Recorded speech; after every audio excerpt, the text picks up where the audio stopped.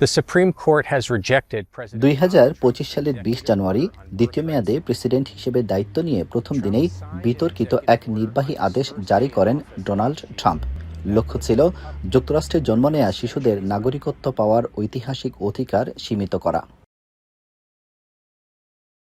Trump প্রশাসনের যুক্তি ছিল, বাবা মায়ের অন্তত একজন যুক্তরাষ্ট্রের নাগরিক বা স্থায়ী বাসিন্দা না হলে শিশুটিকে জন্মসূত্রে নাগরিকত্ব দেয়া হবে না, যা মূলত বিদেশি পর্যটক ও অনিবন্ধিত অভিবাসীদের সন্তানদের লক্ষ্য করে করা হয়েছিল। তবে মানবাধিকার সংগঠনগুলো শুরু থেকে এই আদেশের তীব্র বিরোধিতা করে আসছিল।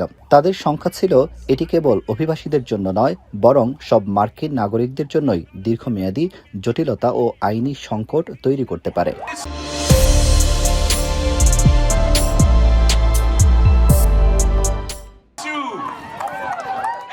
বিতর্কিত এই ইস্যুটি শেষ পর্যন্ত গড়ায় সুপ্রিম কোর্ট পর্যন্ত।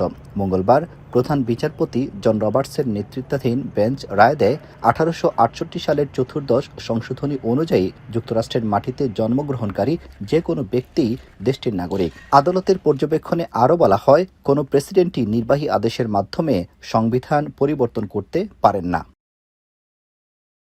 রায়ের পর অভিবাসী, অধিকার কর্মী ও সাধারণ মানুষের মধ্যে স্বস্তির নিঃশ্বাস বইছে। মাইগ্রেশন পলিসি ইনস্টিটিউটের তথ্য মতে, ট্রাম্পের এই আদেশ কার্যকর হলে প্রতি বছর প্রায় 2.5 লাখ শিশু নাগরিকত্ব হারিয়ে রাষ্ট্রহীন হওয়ার ঝুঁকিতে পড়ত। আর রায়ের প্রতিক্রিয়ায় ট্রাম্প জানিয়েছেন, এটি দেশের জন্য অত্যন্ত খারাপ একটি সিদ্ধান্ত। পাশাপাশি জন্মসূত্রে নাগরিকত্ব বাতিলের জন্য কংগ্রেসের হস্তক্ষেপও কামনা করেন মার্কিন প্রেসিডেন্ট। এদিকে সাম্প্রতিক সময়ে ট্রাম্প প্রশাসনের এটি তৃতীয় বড় আইনি পরাজয়। এর আগে তার শুল্ক নীতি এবং ফেডারেল রিজার্ভের কর্মকর্তা বরখাস্তের সিদ্ধান্ত আদালত বাতিল করেছেন।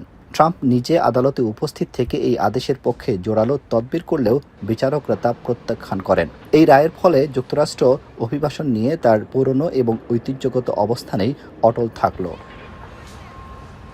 আব্দুল আহাদ, এখন যুক্তরাষ্ট্র।